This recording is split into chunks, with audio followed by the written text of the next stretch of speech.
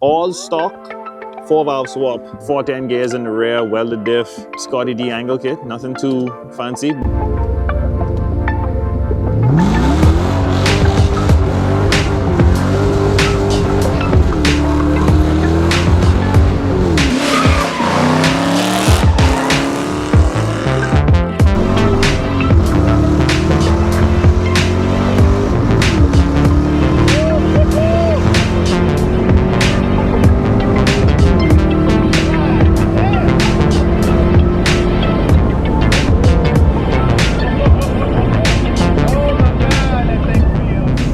Alright guys, welcome back to the channel, and in today's video we're going to be figuring out what the hell went wrong with my 4-valve 4.6 liter engine that came out of my 2003 Mustang GT. So let's get into today's video.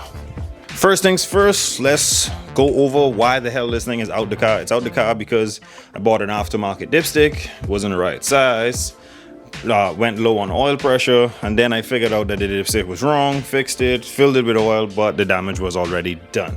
So the process of today's video is we're going to be flipping this thing over, taking the oil pan off, and starting to remove bearing caps until we find the actual cause.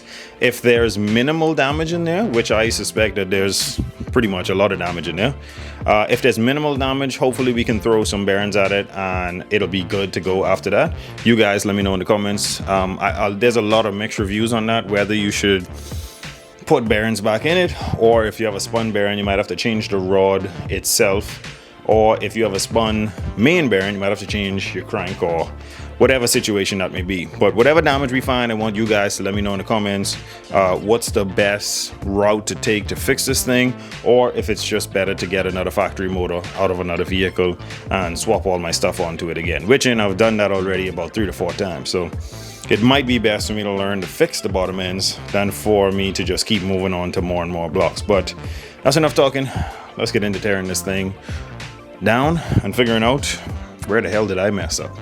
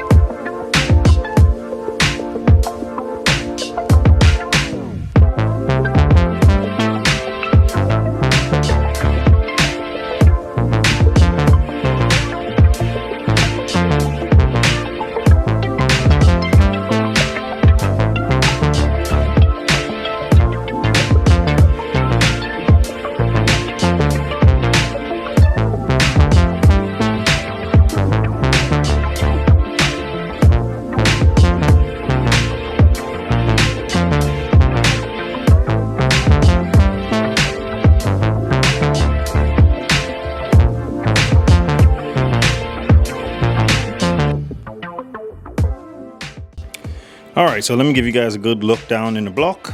Everything seems to be pretty good. I think the crankshaft could use a bit of polishing, but thank God that I didn't run the motor very long after I heard the knocking, because it looked like the damage is very, very minimal. Now from what I can see, so cylinder 1 and cylinder 5 had spun bearings. Now the strange part about all of this is usually when you lose oil pressure, the first thing to go would be the actual last main cap, but that one is pretty good. So out of 8 we have 2 spun bearings, and the crankshaft you can barely feel a little bit of difference between the 2 lobes, but you can feel a slight difference. I don't know if polishing would help that on 1 and 5. Let me show you guys now how I have them laid out. So this is 1, and you can see spun bearing, very, very, very thin. Spun bearing, very chewed up, very thin. So this is cylinder 1's cap, and the cap doesn't even look all that bad. It's just that it had spun bearing. So let me keep that right there. This is 2, 3, 4, and then this is 5. So you see, this one actually, the bearings that came out of cylinder 5 actually isn't as bad as cylinder 1. So cylinder 1 went, and then it probably threw debris through the motor, and then cylinder 5 went. So cylinder 5 actually feels like it can hold a bearing again. So that's pretty cool. Then you have 6, 7, and 8. So I think it's fair to say that we might be able to get away with throwing some main bearings and some connecting rod bearings in this thing, and it should be good to go. But yeah, I really want to know what you guys think in the comments. The guys that have actually been through rebuilding this thing, that have spun bearings before, is this thing worth rebuilding, or should I just junk it and get another one? Alright guys, so I'm gonna be quite honest with you guys now. After seeing the damage in the motor, it is relatively low damage. 2 spun bearings out of all is excellent, and I know that none of the main bearings are spun. We might change them whilst we're in there, because you know there's debris and metal all through the motor now because of those spun bearings. So might be best to pop the crank out. That is a lot of work, and we'll have to tear everything down just to get to that. But like I said, I wanted to know from you guys that have actually built these motors and have been through this before. When a 4.6 spins a bearing, what do you guys do? Do you just go and get another motor, or do you attempt to fix this thing? Because I don't see no reason why we can't put some emery cloth on this, polish up that crank, get it back to I guess how it was before, put a new set of connecting rod bearings in it and run it again.